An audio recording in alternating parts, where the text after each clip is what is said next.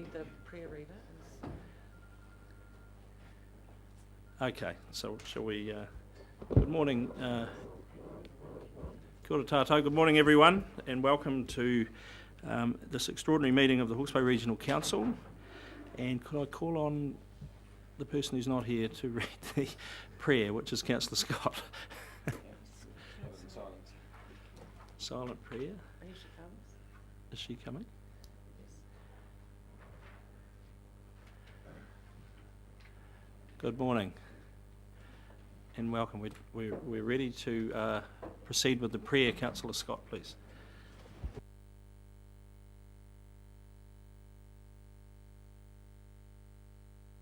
Today for this meeting. Guide our minds and hearts so that we will work for the good of our community and help all your people. Teach us to be generous in our outlook, courageous in the face of difficulty, and wise in our decisions. We ask this grace through Christ our Lord. Amen. Thank you. So apologies for today, there being none. Chairman, sorry. can I just notify an apology for the meeting this afternoon, Corporate Services. I've got something I have to attend to at 1 o'clock. I may be back, but I may not. Okay, well we, Chairman Hewitt can deal with that at the time, but yeah, prior warning is... You deal with that for me, because I won't be here. Okay, so I don't think we need to worry about that with this meeting. But thank you, Councillor Dixon. Notices for today, any notices? Chief Executive, none. Conflict of interest declarations. Councillor Hewitt. Okay, good morning everybody. Last week I made an interim statement when considering whether or not I should participate in the Council's decision-making process on the Ruatana for Water Storage Scheme. Subsequently, I have sought the advice from the Office of the Auditor-General on my position and have been advised that it is best not to attend these parts of the meeting dealing with the RWSS until the Office of the Auditor-General has fully considered the substantive issues of the possible conflict of interest. I need to follow the advice given by the Office of the Auditor-General and am therefore seeking leave from intending consideration of agenda item 4 today, which I believe is the only part of the agenda dealing with the Ruatana for Water Storage Scheme. Well, thank you, Councillor Hewitt. So to me, that confirms with the advice, excuse me, the Office of the Auditor-General as a correct and proper way to handle this. So could I ask my fellow councillors, will confirm with you, you're happy to grant Councillor Hewitt leave for item 4? No objections to that? Thank you. Pardon me? It is, yeah, but just so we confirm that, so that's good. Thank you, Councillor Hewitt, that's very good. Right, let's get into decision items. It looks like I'll be speaking to the first one because is he? Okay, never mind. I can talk to it or basically ask questions, answer questions. Mr. Maul and myself put this together for this paper, consistent with previous end of 5-year terms, if you like, of a chief executive's contract. Any questions?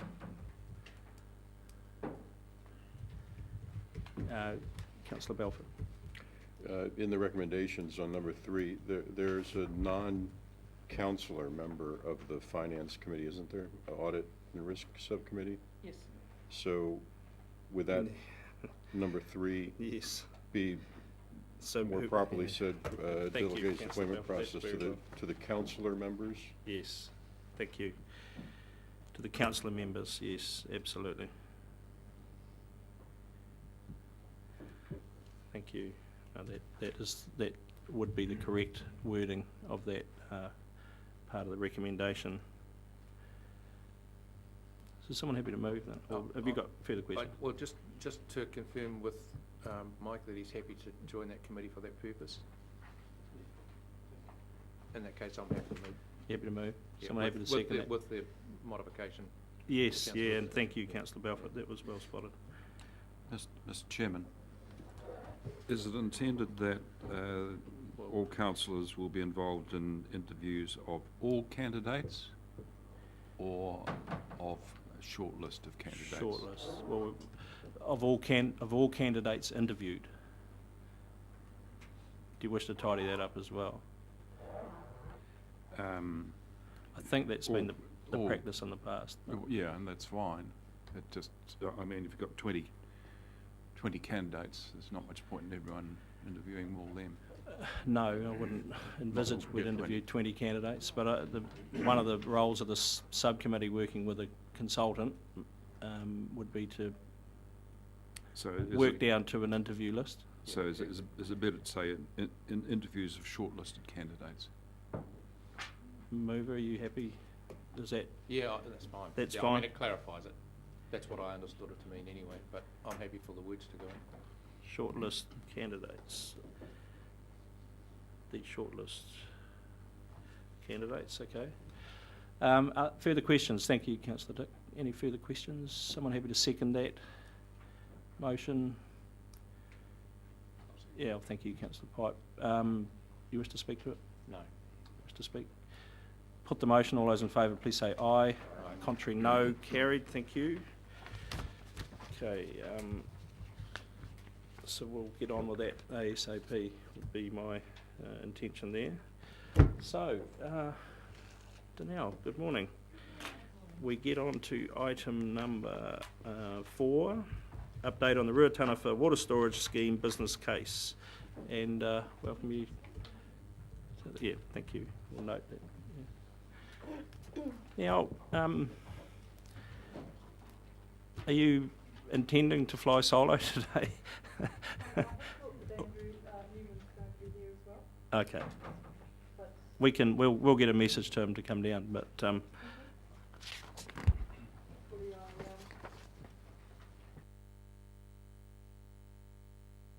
so just before you start, my understanding Dr. Pearce is away, isn't he, today? So unavailable, yeah.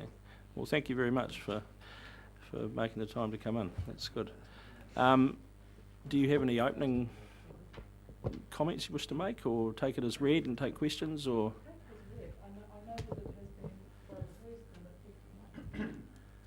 Oh, thank you. Pardon. I'm happy to take it as read. I know that it has been well rehearsed.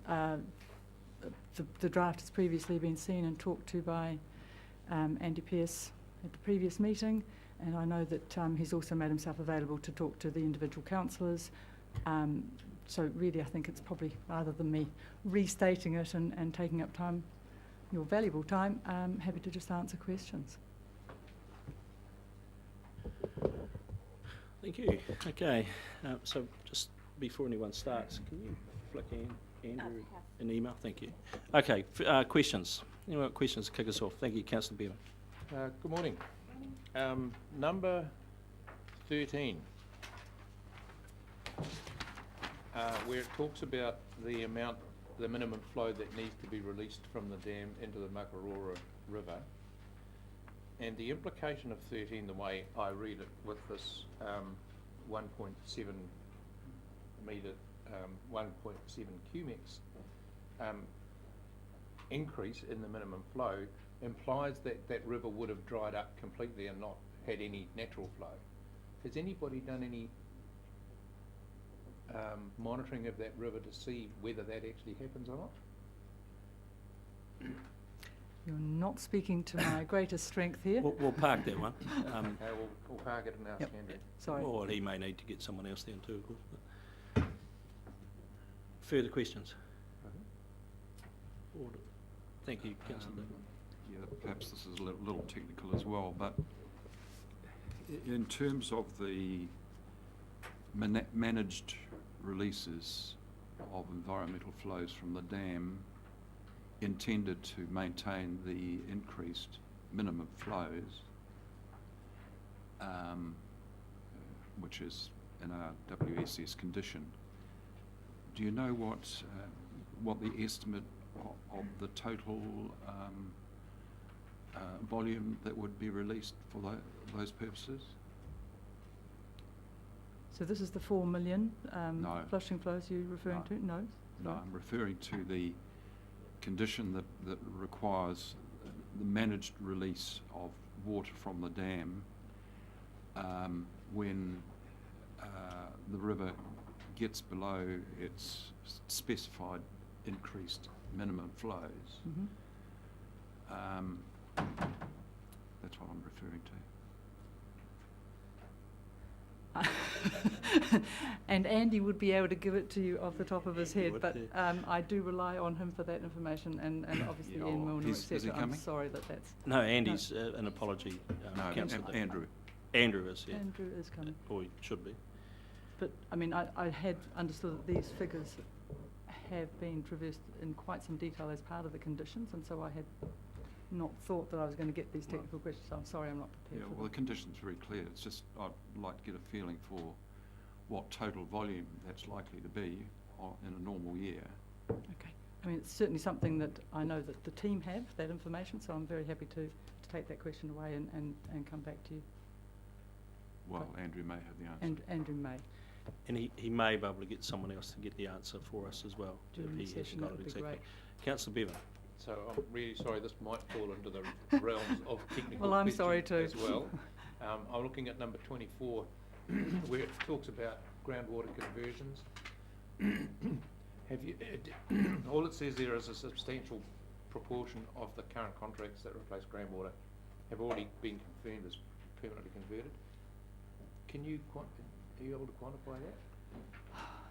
This one Andrew should be able to provide us a number with, because I have seen these stats. Yeah, because I know it's, the total is 28.5 mil that's been consented.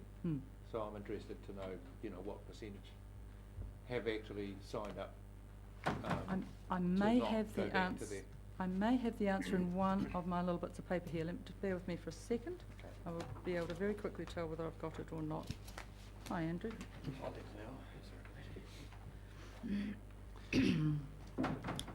One, You just the first three questions are yours, probably. yeah, pleased to see you, Andrew. Should I be well prepared for this talk?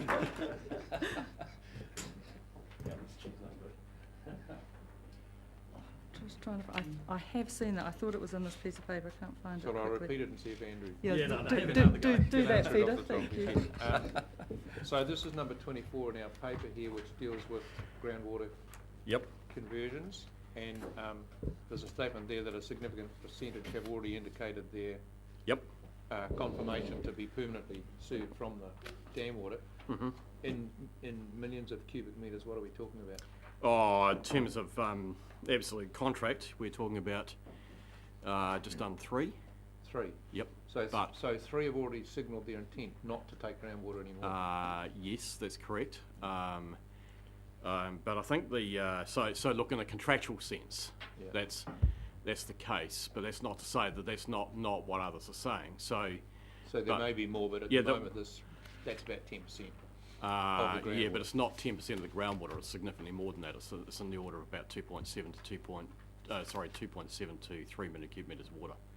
Yeah, but the total groundwater consents is Yeah. 28.5 mil, so it's about 10% of the total. Of that. Yeah. But the key thing is, Peter, I think this is where you need to split aside the consented volume from the actual abstraction volume. Right. And I think that's key because there are any number, and Ian Maxwell's not here, but there are any number of consent holders down there who'll have a consented volume that they can't actually take.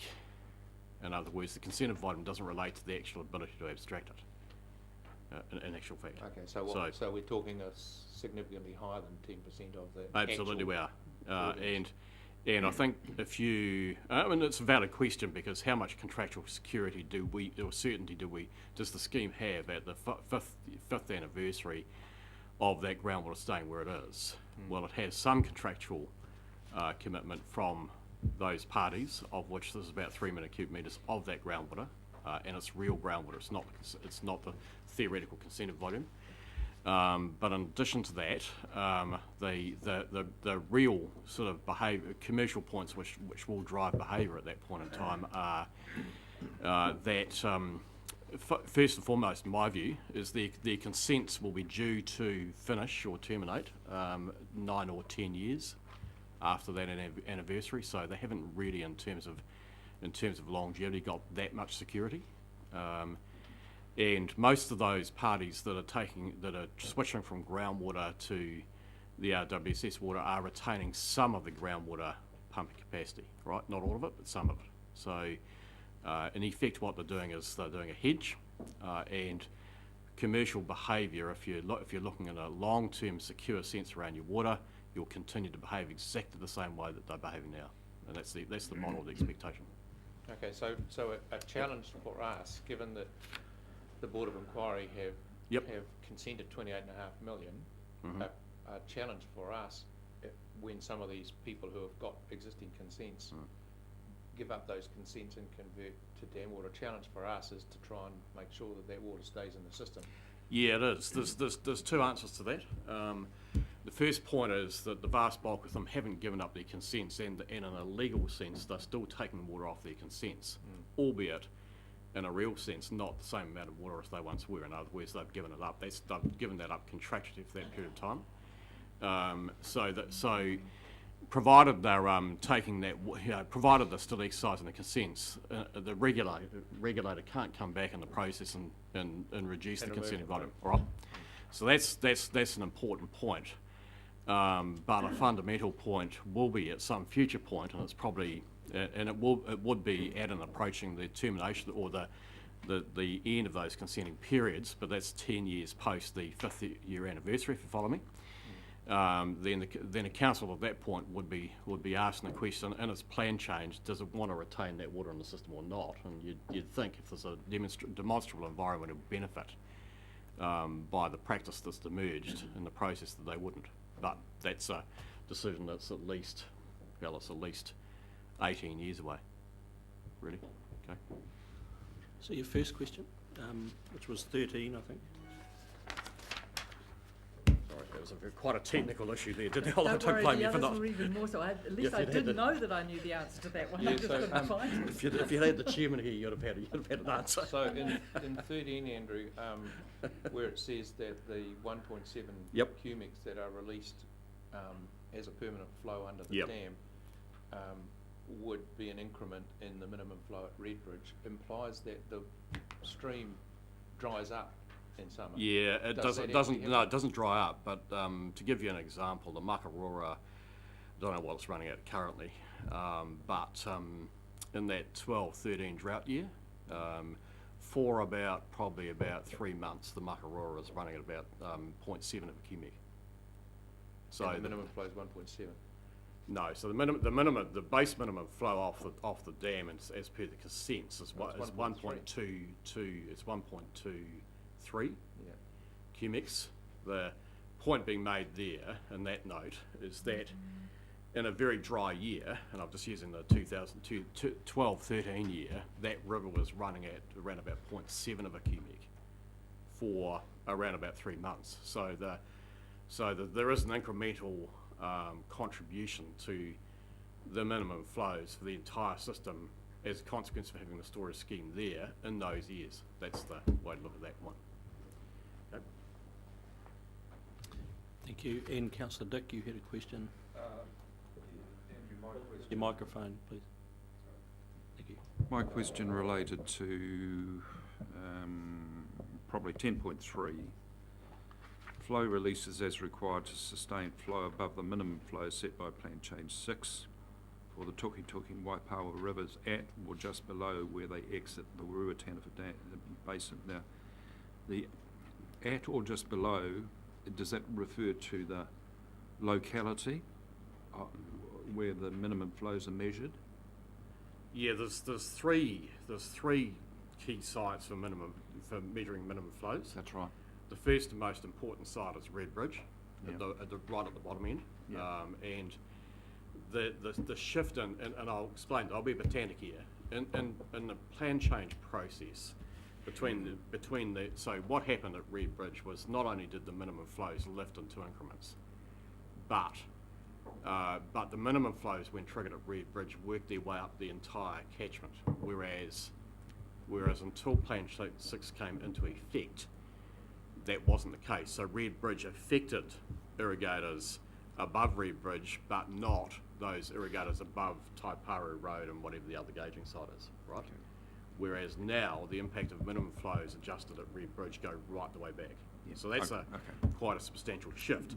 But there will be occasions when in a natural system when the minimum flows, there's still minimum flows set at those 2 sites that are just on the confluence of they're at the point of really at the Waipawa and Toki tributaries at a point where the bulk of the the bulk of the retentive scheme and the bulk of the irrigated land in the upper part of the catchment's affected, there will be times when those minimum flows are triggered, and they may well be triggered ahead of the Red Bridge minimum flow. Yeah, okay.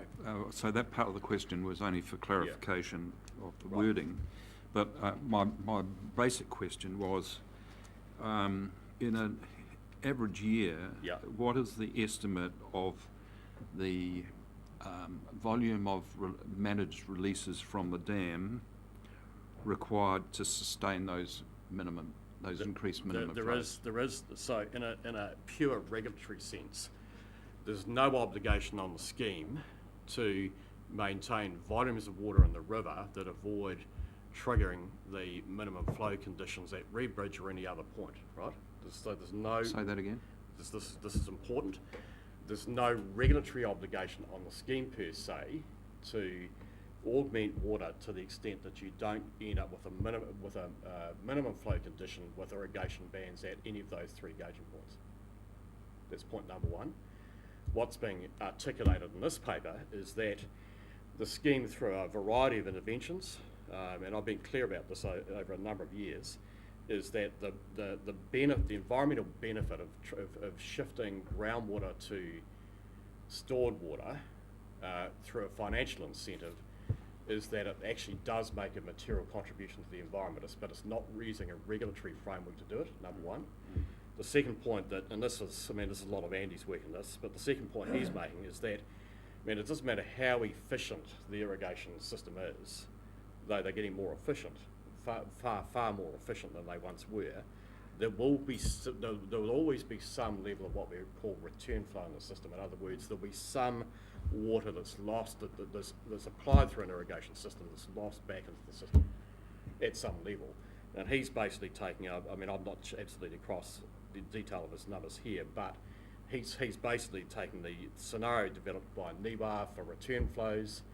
He's coupling it up with the consequence of moving groundwater out of the abstraction process.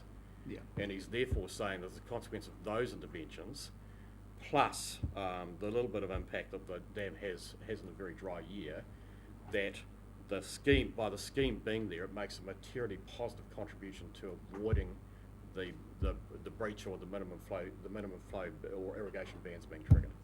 That's the point. I appreciate that, but Yep. I'm still trying to get to a number, and I seem to recall Andy Pearce saying that he believed that thanks to him. on average the managed releases would amount to about 1 million cubes per annum. Yeah, sorry, he's probably there. He'll be, whether it's per annum is debatable, but the scheme does have a consent obligation, and this will be the point I think you're picking up on, is the consent has a consent obligation. There are surface water consent holders, down the Waipawa tributary in particular. That's right.